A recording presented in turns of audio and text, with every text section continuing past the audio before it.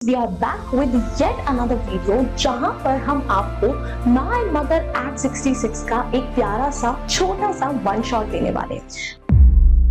Hello Munchkins, welcome back to the channel. My name is Ocean and I am an English educator on the platform of Unacademy. And guys, now the poems in your syllabus are very few and hence each of them is very important. Extract based questions यहाँ से आते हैं, long question answers, short question answers. तो अगर आपको कम topics में ज्यादा marks gain करने तो poems को तो बहुत अच्छे से करना पड़ेगा। तो भाई आज हम इसी poem को इसी motive के साथ बहुत detail में करने वाले हैं। It's gonna be a line by line analysis क्योंकि छोटी सी poem है। We're gonna also discuss the themes and literary devices present in this poem ताकि आप इस एक वीडियो के बाद शॉर्ट लॉन्ग एक्सट्रैक्ट हर टाइप का क्वेश्चन यहां से कॉन्फिडेंटली कर पाओ। So what are we even waiting for? Please फटाफट से जाइए, इस वीडियो को लाइक करिए, चैनल को सब्सक्राइब करिए। If you guys have already done that, I have no further notes to add and let's get into the video right away. Now भाई moving on, देखते हैं।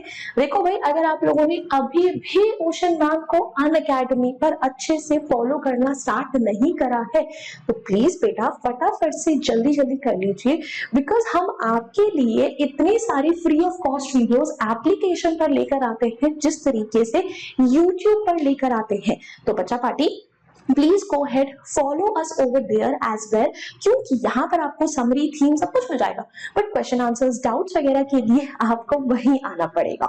नाउ मूविंग ऑन गाइस, फटाफट से आज का हम सेशन फ्लो भी checkout कर लेते हैं। सो बच्चा, we are basically going to start with the poem. It's a detailed analysis, so I would suggest you to have your books in with you और साथ ही साथ एक पेन और पेंसिल रखना ताकि सब कुछ तुम किताब में ही मार्क कर लो। फिर उसके बाद हम इसमें जितने थीम्स और लिटरेरी डिवाइसेस उनको भी अच्छे से डिस्कस करने वाले हैं। So are we ready guys? Video को लाइक कर लिया ना, चैनल को सब्सक्राइब कर लिया ना, तब तो फिर क्या है, तब तो बिल्कुल रेडी है जी। चलिए फिर शुरू करते हैं। Now when we talk about this poem my mother at 66, आप इसमें बेसिकली पैरेलल ड्रॉ कर सकते हो। जैसे हमने क्लास 11th में अ फोटोग्राफ पढ़ी थी which talked about a mother daughter relationship, कहीं ना कहीं सिमिलर थीम्स और वही कनेक्शन, मदर डॉटर के कनेक्शन और बॉन्ड को इस पोएम में कमला दास जी ने दिखाया है, where she talks about her aging mother and उस एजिंग मदर को देखकर उनके दिल में कितना फियर है, that how is she going to manage if she loses her mother, इतना बड़ा लॉस वो कैसे बेयर करेंगी। तो इसी यूनिवर्सल कहीं ना कहीं थीम को हम इस पोएम में डिस्कस करने वाले हैं, because I think at some point in our life हम सब इस पेन के साथ गो थ्रू करते हैं। सो उस चीज को अगर हम किसी और के पर्सपेक्टिव से अच्छे से अंडरस्टैंड कर पाए तो उसमें क्या ही खामी है। Now, here's the first stanza for you guys. Driving from my parents' home to Cochin last Friday morning, I saw my mother beside me. Doors open mouthed, her face ashen like that of a corpse, and realized with pain that she was as old as she looked. अब basically यहाँ पर हम लोग बात कर रहे हैं, ठीक है, कि भाई जो पोएटेस है वो एक पुराने हफ्ते की बात कर रही है कि वो कोचिन से एयरपोर्ट जा रही थी and she was in a car जहां पे उनकी मदर जो है उनके बगल में बैठी हुई थी and she was dosing is मतलब उनकी आंख लग गई थी, शी वाज स्लीपिंग। एंड वो कैसे सो रही थी, ठीक है, she was basically sleeping with an open mouth, उनका मुंह खुला हुआ था। एंड इस पोएम में ना बहुत सारे इमेजरी, सिमिलीज, मेटाफर का इस्तेमाल हुआ जो बड़ा इंपॉर्टेंट है। Her face ashen like that of a corpse, corpse is a dead body. इस लाइन का मतलब है कि जब वो अपनी मदर के फेस को नोटिस करती है तो उसे लगता है कि जैसे डेड बॉडी के फेस जो है कंप्लीटली एशन यानी पीला पड़ जाता है, उसमें से रंग उड़ जाता है, कहीं ना कहीं वैसा ही रंग जो है उसकी मॉम के फेस से भी उड़ चुका था। This basically creates a solemn atmosphere instantly, जहां पे वो हमें ये हिंट दे रही है she is really scared about her mother's death and realized with pain that she was as old as she looked and it was in that moment that she realizes that oh my god my mother is aging, मेरी mummy तो बूढ़ी हो रही है। And ये पता है एक ऐसी फंडामेंटल चीज है जो हम लोगों को पता है अचानक से दिन में रियलाइज होती है। ये कोई ग्रेजुअल चेंज नहीं है जो आप अपने पेरेंट्स में किसी दिन नोटिस कर लेते हो, it's all of a sudden. एक दिन आप अपने पेरेंट्स को देखते हो, बहुत छोटी सी चीज, they probably do not have the same energy they used to, ठीक है, वो बेसिकली शायद उन्हें सीढ़ियां चढ़ने में प्रॉब्लम हो रही है, चलते चलते उनकी सांस फूल रही है, उनके चेहरे पर रिंकल्स बढ़ गए हैं, and it is in that moment you realise कि अरे हाँ यार, मेरे मम्मी पापा भी तो इंसान है, अगर मैं बड़ी हो रही हूँ या हो रहा हूँ तो उनकी भी तो एज मेरे साथ साथ बढ़ रही है, and they are growing older and older day by day, and some day I am going to lose them. और वही फियर इस मोमेंट पे जो पोएट है उनको भी स्ट्राइक करता है। Now let's take a look at the notes. So the poet is on her way to Cochin airport after visiting her parents home. अपने घर से वो कोचिन एयरपोर्ट की तरफ जा रही है, and her mother is sitting beside her in the car dosing of with her mouth open. और उनकी मॉम जो उनके बगल में है, because she is basically sleeping, उनका मुंह खुला हुआ है। And the poet looks at her mother and is shocked to see how pale and lifeless her face looks। और वो अपनी मॉम को देखते हुए कंप्लीट शॉक्ड है कि उनका चेहरा कितना पीला पड़ गया है, कितनी लाइफलेस, कितनी बेजान लग रही है वो, लाइक अ डेड बॉडी, जैसे कि उनके सामने एक डेड बॉडी हो। The dullness and weakness make the poet painfully aware of her mother's old age, and it is in that moment that she realizes कि अरे यार, मेरी मॉम तो बहुत ज्यादा बूढ़ी हो रही है, ठीक है, what am I supposed to or what am I going to do, something that she hadn't fully accepted until now। और ये एक ऐसी चीज थी जिसको शायद वो अभी तक इतना थॉट नहीं दे रही थी, बट अचानक से उसको बेसिकली जो है वो थॉट आ जाता है, वो उस पर उसे ध्यान देना पड़ेगा। Now, but soon put that thought away and looked out at young trees sprinting, the merry children spilling out of their homes. Now, whenever आपके दिमाग में कोई अगर बहुत ज्यादा एकदम से नेगेटिव सा थॉट आता है, our first instant reaction to it is that हमें डिस्ट्रैक्ट करना है खुद को, हमें उस चीज के बारे में सोचना नहीं है, because some things are too harrowing to even think about. कुछ चीजों के बारे में सोचकर भी आपको बहुत ज्यादा डर सा लगने लगता है। So thinking about her mother's demise was also one of those topics कि अगर अपनी मॉम की डेथ के बारे में सोच रहे उसको भी कुछ ऐसा ही फील आ रहा है। So she completely wanted to distract herself. Put that thought away का मतलब क्या है कि आपको डिस्ट्रैक्ट करना है, कुछ और चीज के बारे में सोचना है, एंड इसीलिए she looks out at young trees sprinting. Sprinting is running, and the merry children spilling out of their homes. Merry is happy.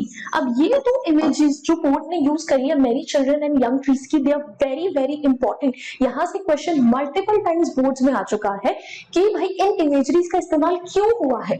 It is to show the contrast. कभी अगर आप कार में जा रहे होते हो तो आपने शायद नोटिस करा होगा कि बाहर जो ट्रीज वगैरह है वो ऐसा लगता है जैसे कि वो एक ऑपोजिट डायरेक्शन में भाग रहे हैं, राइट, ठीक है, वो जबकि स्टेशनरी होते हैं। तो वही चीज उसे बाहर ट्रीज को देखकर लग रहा था, उसे दिख रहा है कि बच्चे खुशी खुशी बाहर आ रही हैं। Now both these images they represent youth, they represent I energy, they represent vitality, all of those things जो कि उसकी मॉम में मिसिंग है because she is getting old.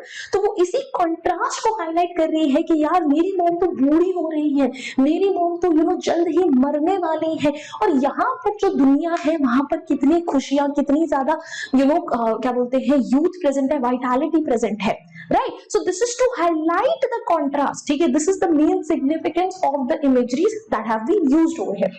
Now फटाफट से let us take a look at the notes. So after seeing her mother's pale face, the poet becomes overwhelmed by thoughts of aging and death. उसके दिमाग में वही सब घूमने लगता है कि यार my mom is going to pass away soon, how will I deal with it? But she distracts herself by looking outside the car window. तो बाहर देखने लगती है अपने आप को डिस्ट्रैक्ट करने के लिए, and she sees young trees passing by, ठीक है, जो आसपास ट्रीज थे उसे ऐसा लग रहा है जैसे वो भाग रहे हैं, right, and cheerful children playing, ठीक है। ये सब दोनों चीजें क्या है, दे सिंबलाइज एनर्जी, मूवमेंट, लाइफ, और the opposite of her mother stillness and ageing. वहां उसकी मदर जो है अंदर बिल्कुल स्टिल बैठी हुई है, she is sleeping, she is ageing, वो ओल्ड हो रही है, उनमें वो सारी चीजें नहीं है, तो वो उन सब चीजों को हाईलाइट कर रहा है। Now, but after the airport security check, standing a few yards away, I looked again at her, worn, pale as a late winter's moon, and अब ये वाला स्टैंडा बड़ा इंपॉर्टेंट है, ठीक है, कि भाई फिर जब वो पहुंच जाती है तो एक बार एक एयरपोर्ट सिक्योरिटी चेक के बाद वो दोबारा से पीछे देखती है, उसकी मॉम कुछ यार्ड्स दूर यानी थोड़ा सा दूर खड़ी थी, and this time when she looks at her mother she is reminded of a late winter's moon. So worn is also pale. अगर आपने विंटर में मून देखा हो राइट। तो क्या होता है कि उसके ऊपर ना थोड़ी सी धुंध आ जाती है, मिस्ट आ जाता है, फॉग आ जाता है, जिसकी वजह से उसकी ब्यूटी कहीं ना कहीं छिप जाती है। तो सिमिलरली उसे लगता है कि उसकी मॉम भी उसी मून की तरह है, जिनकी ब्यूटी, जिनका यूथ, जिनकी एनर्जी सब कुछ ओल्ड एज ने छुपा दी है। सो यहाँ पर she is comparing her mother to a winter's moon, क्योंकि भाई विंटर में मून थोड़ा सा आपको पीला पीला दिखाई देगा, थोड़ा सा धुंधला धुंधला दिखाई देगा, ठीक है, उसकी ब्यूटी उतनी अच्छे से नहीं दिखती है जिस तरीके से उसकी मॉम की ब्यूटी जो है, अब कहीं ना कहीं उनकी मॉम की एनर्जी जो है वो कहीं ना कहीं ओल्ड एज की वजह से छुप गई है ना। Notes देखते हैं. So after reaching the airport and completing the security check, the poet looks at her mother from a distance. वो अपनी मॉम को दूर से डिस्टेंस से देखती है. And the mother looks even weaker now. उसकी मॉम जो है और वीक लगने लगती है. She's pale and faded like the winter moon. वो विंटर मून की तरह बड़ी पीली, बड़ी faded है. And the comparison to the late winter's moon reflects her mother's dullness, frailty, and dimming of light. Frailty is weakness. तो वही जो लेट विंटर मून है वो ये शो करता है कि इसकी मॉम भी उस विंटर मून की तरह डल हो चुकी है, वीक हो चुकी है, उनकी लाइफ की रोशनी भी जो है अब वो कहीं ना कहीं डिम हो चुकी है. Now moving on, let's talk about the last part. And felt that old familiar ache, my childhood's fear, but all I said was, see you soon, Amma. All I did was smile and smile and smile. अब basically यहाँ पर जो port बोल रही है कि जब मैं अपनी मॉम को दोबारा से देखती हूँ and I realized again कि वो कितनी बूढ़ी है, I feel that old familiar ache. एक यानी पेन. कौन सा पेन? उनके चाइल्डहुड का fear. Which fear are we talking about? आप जब छोटे बच्चे होते हो ना, you are highly dependent and attach to your parents, far more than you are at the moment. अभी भी हो, बट वो कहीं ना कहीं फॉर ग्रांटेड एटीट्यूड के पीछे छुप गया, बिकॉज यू फील लाइक हम सब कुछ कर सकते हैं. बचपन में आपके पेरेंट्स ही आपकी दुनिया होते हैं, और अगर आपके पेरेंट्स 2 मिनट के लिए भी आपकी आंखों से ओझल हो जाए, आप रोने लगते हो. I very vividly remember such moments from my childhood कि अगर मेरे घर वाले मुझे 5 मिनट लेने लेट हो गए, आने के लिए लेट हो गए, मैं रोने लग गई हूँ. If I have woken up from a nap or something, मेरी मॉम आसपास नहीं, मैं रोने लग जाऊंगी. तो वो फेयर क्या होता है? फेयर ऑफ अबैंडनमेंट की मम्मी कहाँ गई, पापा कहाँ गए, राइट? तो कहीं ना कहीं वही बचपन वाला फेयर जो है वो पोर्ट को भी फील हो रहा है कि यार मेरी मॉम चली जाएंगी, right? अब मैं क्या करूंगी? तो this highlights that even though she has grown older, she still shares the same attachment and love for her mother as she used to back in childhood. And all I said was see you soon, Amma. ठीक है? And all I did was smile and smile and smile. कि भाई जब हम बड़े होते हैं ना, हम एक और चीज में ना बड़े माहिर हो जाते हैं, अपना दुख छुपाने. हम ना अपने पेरेंट्स के साथ कई बार प्रॉब्लम्स इसलिए शेयर नहीं करते बिकॉज यू फील दैट वो हमारी बात समझेंगे नहीं. Most of the times teenagers के केस में ये होता है. बट जब आप हमारी एज में आते हो ना, तब आप अपनी प्रॉब्लम्स अपने पेरेंट्स के साथ इसलिए शेयर नहीं करते हो बिकॉज आप उन्हें वरी नहीं करना चाहते, आप चाहते वो खुश रहे, राइट? तो वही एटीट्यूड पोर्ट का भी है. तो अंदर से वो टूट रही है, अंदर से उसे बहुत दुख हो रहा है, अंदर से she feels like she is going to lose her mother soon, but बाहर से बिल्कुल सख्त लौंडिया बनी हुई. She is just smiling repeatedly and this is a fake smile. उसे रिपीट इतनी बार इसलिए करा गया है to emphasise that how hard she was trying to fake her happiness, ताकि उसकी मॉम को लगे वो खुश है, ताकि वो खुद को एक होप दे पाए कि वो अपनी मॉम से जल्द ही she will see her soon. But is she really feeling that deep down? No, she feels that she's going to lose her mother quite soon, and shayad this is one of the last moments with her mother. Now let's take a look at the notes. So this is the final emotional moment when the poet says goodbye to her mother. वो अपनी mom को goodbye बोल रही है, and she feels the same fear that she had as a child. जो बचपन में उसने fear feel करा था, उसे वही ये fear है वापस आ जाता है. And the fear of losing her mother, that is मेरी मॉम चली जाएंगी, मैं क्या करूंगी? But she doesn't show it. But वो अपना फेयर जो है ये शो नहीं करती है. Instead she puts on a brave face and says see you soon Amma. ठीक है, वो अपने चेहरे पे बिल्कुल एक खुशी रख के बोलती है कि नहीं मम्मी हम जल्दी मिलेंगे. And smiles repeatedly to mask her inner sadness. वो अपनी अंदर का जो दुख है वो सारा का सारा छुपा लेती है. Now moving on, let's talk about the themes and literary devices, and that's it, we are all done with the poem. तो भाई अभी तक भी तुमने अगर वीडियो को लाइक, चैनल को सब्सक्राइब नहीं करा है, तुम क्या बुड़बकता कर रहे हो यार? इतने अच्छे से इतने डिटेल में तुम्हें समझाया जा रहा है, कहीं समझाना जाएगा तुम्हें? ऐसा मत करो। चलो themes discuss करते हैं। Now the first theme that is running through this poem is aging and mortality. So the central theme is the unavoidable process of aging, right? कि उसकी mom जो है अब age कर रही है, she sees her mother's pale, lifeless face and realizes that death is approaching. Death is inevitable. उसकी mom के लिए आ गई है, and it reminds her that time spares no one. उसे याद आता है कि भाई देखो, समय किसी को नहीं बख्शता, हम सबका वो समय आना ही आना है। Now, fear of separation. The poet expresses a deep emotional fear. ठीक है, poet के मन में बहुत ज्यादा डर है। The fear of losing her mother. वो fear क्या है कि वो अपनी mom को कहीं lose ना कर दे। It's a feeling she has carried since childhood, showing the pain of possible separation from loved ones. और यही fear उसके अंदर कहीं ना कहीं बचपन से है। बचपन में वो fear अलग होता है, बड़े होकर अब वो fear उसे और असली लगने लग गया है, because now she is aware of reality. कि यार ये चीज तो अब अनअवॉइडेबल है, कभी ना कभी उसकी मौत चली ही जाएगी। Then parent child bond. So the emotional connection between the poet and her mother is strong. जो poet है उनकी mom उनके बीच का जो connection है काफी strong है, and despite growing older herself, she still feels like a child who cannot bear the thought of her mother's death. तो वो अपने आप चाहे बूढ़ी होती जा रही है, but वो अंदर से अभी भी वही बच्ची है जो अपनी mom की death को accept नहीं कर पा रही है। Right? She feels that कि नहीं यार उसकी मॉम चली गई तो उनके बिना तो है बिल्कुल भी मैनेज नहीं कर पाएगी। तो एक बच्चे और एक पेरेंट का बॉन्ड जो है वो समय के साथ कैसे फेड अवे नहीं होता, हम बड़े हो जाते हैं, हम इंडिपेंडेंट हो जाते हैं, we create a life of our own, but our parents they are still a very much inseparable part of our lives. Right, वो एक इतना बड़ा प्लेस हमारी हार्ट में, हमारी लाइफ में कैरी करते हैं कि उस चीज को कोई सब्स्टिट्यूट नहीं कर सकता, कोई रिप्लेस नहीं कर सकता। Then contrast between youth and old age. So there's a clear contrast in the poem. ये contrast दिखाया गया है। The mother's stillness and weakness are set against the vibrant images of sprinting trees and playing children. This shows the difference between aging and youth. I told you ना कि जो images use हुई थी of the merry children of those young trees, that was to highlight the contrast कि उसकी mom जो है कितनी बूढ़ी हो रही है, to emphasize that fact कि भाई बाहर अभी भी इतना सब कुछ energy, life बचा है, but कार के अंदर वो सारी चीजें नहीं है। Then hiding emotions.